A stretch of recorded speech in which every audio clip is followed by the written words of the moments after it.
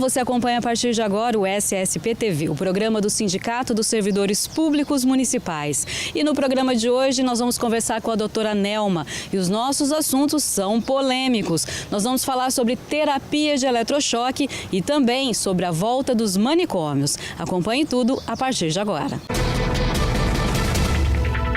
Este programa tem apoio cultural do Residencial São Francisco, Rede Droga Dada, Hospital São Jorge, Multishine e Lojão Confecções.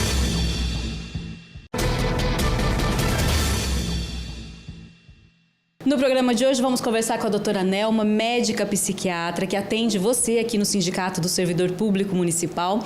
E a gente vai falar, conforme prometido na última semana, hoje vamos conversar sobre dois assuntos polêmicos, porém a gente vai procurar esclarecer para você o que realmente isso quer dizer. A gente vai começar falando sobre a terapia de eletrochoque, que está deixando muita gente assustada, mas não é bem o que a gente pensa. E no segundo bloco do programa a gente vai falar também sobre o retorno, né? Se pensa no retorno dos manicômios e muita gente também está assustado com isso, então a gente vai esclarecer para você. Não é, doutora? Vamos começar falando sobre a terapia de eletrochoque. Então, em relação à terapia do eletrochoque, o que acontece é que nos áureos tempos, o pessoal realmente, quando se fala em eletrochoque, o pessoal pensa que seria feito da mesma forma que se fazia antigamente. Pegava o indivíduo, colocava um pano no meio da boca e aplicava o eletrochoque. Não. O que acontece hoje, que quem tem acesso ao eletrochoque é o pessoal de classe média alta e o pessoal de classe alta. Por quê? Porque o eletrochoque hoje, principalmente na Europa e Estados Unidos, ele tem uma indicação, tem um protocolo justamente para quê? Risco de suicídio, quadro depressivo grave, os quadros mais graves, idoso que não pode tomar medicações, gestante.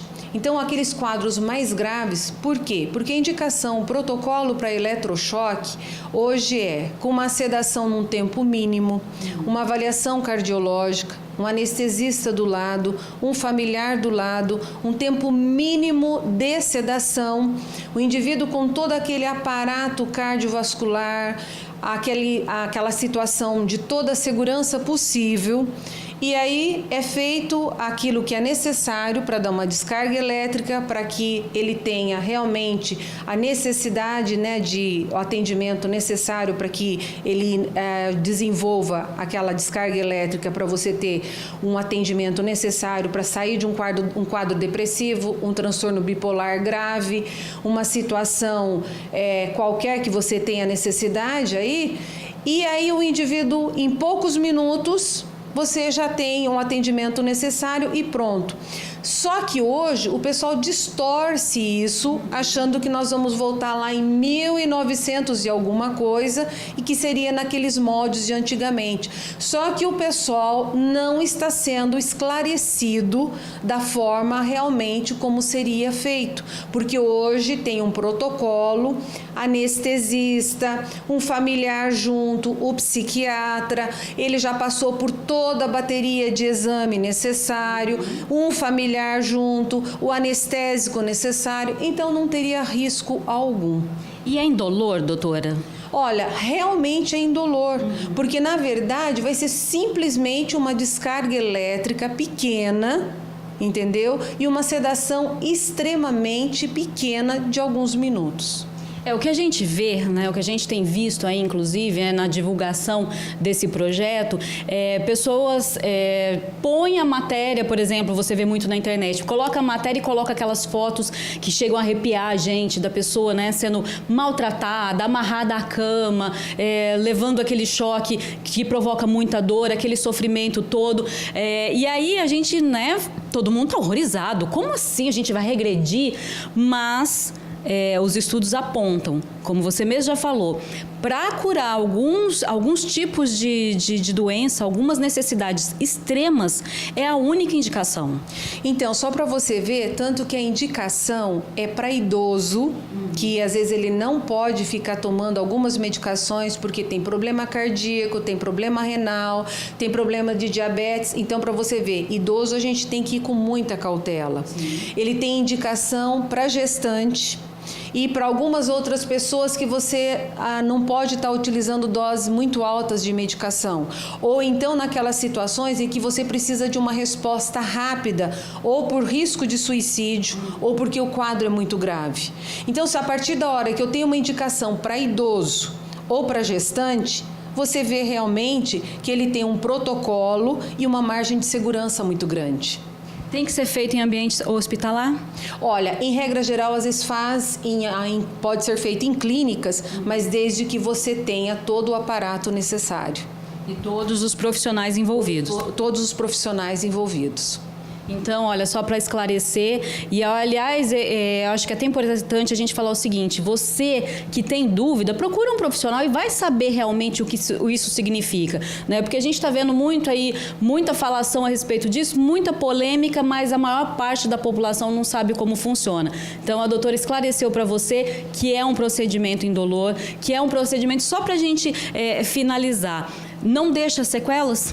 Olha, em regra geral, ele não deixa sequelas. O que às vezes pode acontecer, logo depois, como é uma descarga elétrica, o indivíduo às vezes ele pode ficar discretamente, às vezes sonolento ou um pouquinho confuso logo depois dessa descarga elétrica, mas isso é temporário e logo depois já normaliza a situação.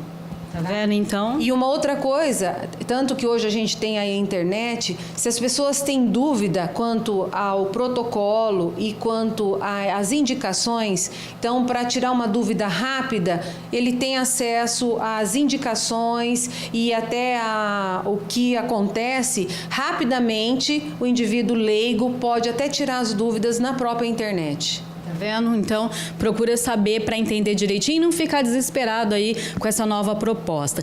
A gente vai para o intervalo e na sequência nós vamos falar sobre outro assunto polêmico, a volta dos manicômios. Então, fica aí.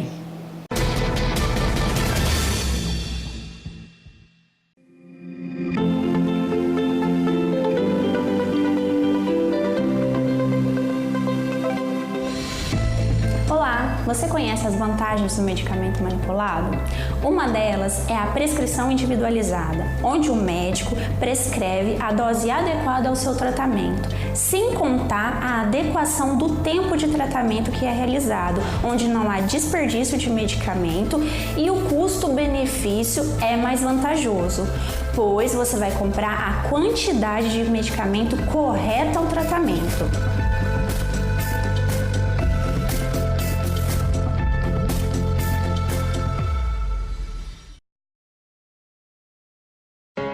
Multishine, excelência em produtos de limpeza 100% biodegradáveis. Elaborados com fontes naturais renováveis. Mais de 140 produtos, um para cada superfície, um para cada ocasião. Economia e praticidade para o seu dia a dia.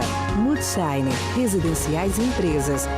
Avenida 35, entre a 28 e 30. Multishine, na química, qualidade para a vida. O Lojão Confecções. Moda masculina e feminina para todos os estilos. Esporte, esporte fino, acessórios, crediário próprio em até 6 vezes sem juros. O Lojão Confecções, também com moda plus size masculino e feminino, até o número 84. O Lojão Confecções, Avenida 23, entre 20 e 22.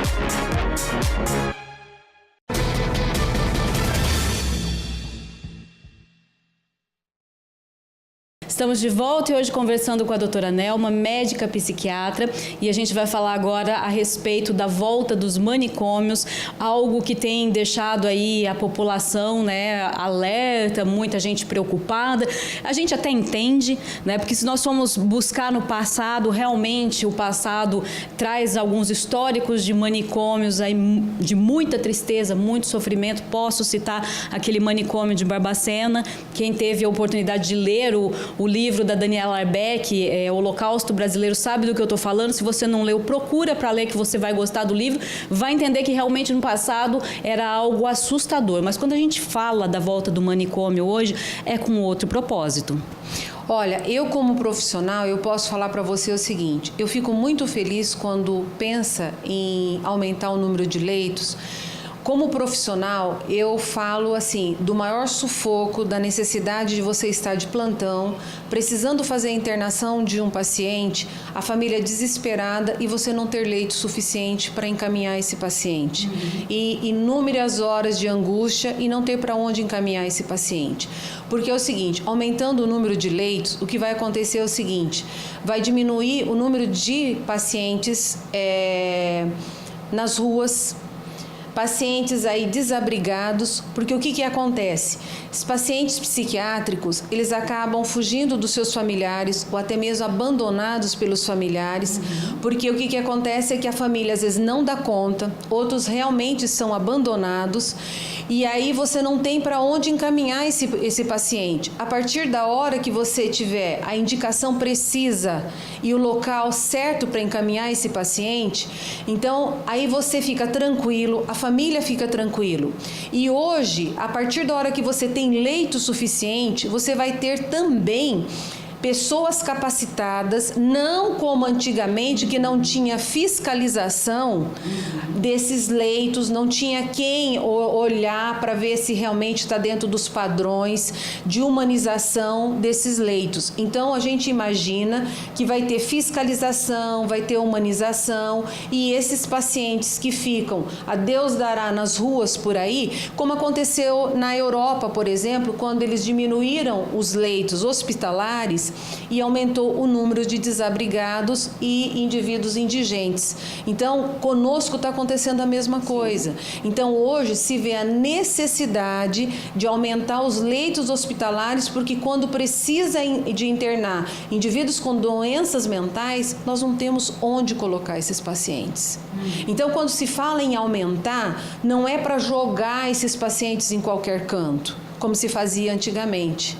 Então, hoje é para dar uma assistência humanizada e adequada para esses pacientes. Então, eu como profissional da área, e acredito que os outros colegas também que devem passar a mesma coisa que a gente, com paciente necessitando de internação, familiares desesperados e não tem onde mandar. E esses pacientes não podem ficar num hospital geral junto com outros pacientes operados ou em situações clínicas junto com eles numa ala comum. Hoje em dia nós temos alguns leitos na Santa Casa de Barretos, é isso mesmo? Ainda tem? Não tem? Como que é hoje, a senhora sabe? Nós temos, mas é um número de leitos insuficiente para atender toda a DRS. Então, às vezes, precisa estar solicitando leitos na região, mas também são insuficientes para atender a toda a região. Então, precisa aumentar o número de leitos psiquiátricos. Quando a gente fala sobre isso, é importante você pensar no seguinte, a família que passa por uma situação dessa, às vezes ela está correndo até risco de vida. E aí, levar o paciente para casa de novo pode colocar uma família em risco, é isso que as pessoas não entendem. Então, esse projeto, essa questão quer tirar esse tipo de problema, quer dar uma opção, não é verdade? Porque não é só a família que está correndo risco de vida, é o paciente que corre risco de vida, é a família, são os contactuantes, é o vizinho, são os filhos do vizinho, é o idoso dentro de casa, é o paciente que tem risco de autoagressão e heteroagressão também. Então, é toda uma sociedade correndo risco de uma maneira desnecessária. A partir da hora que eu tenho mais leito, esse profissional vai trabalhar tranquilamente, porque vai tranquilizar essa família. Então, quer dizer, eu deixo de ter um paciente com risco de autoagressão e de heteroagressão. Então, eu vou ter um atendimento comunitário e vou dar uma assistência adequada para esse paciente que precisa de atendimento. Doutora, muito obrigada pelos esclarecimentos. A oportunidade. E olha, fica aí para você a dica. Se você tiver mais alguma dúvida, manda mensagem para a gente através do nosso Facebook. Faça as suas perguntas que depois eu trago para a doutora Nelma para a gente esclarecer para você. Eu espero que você tenha gostado do programa de hoje. O SSP TV de hoje fica por aqui, mas não se esqueça, amanhã às 18h45, estamos de volta com mais um programa SSP TV, especialmente preparado para você. Até lá!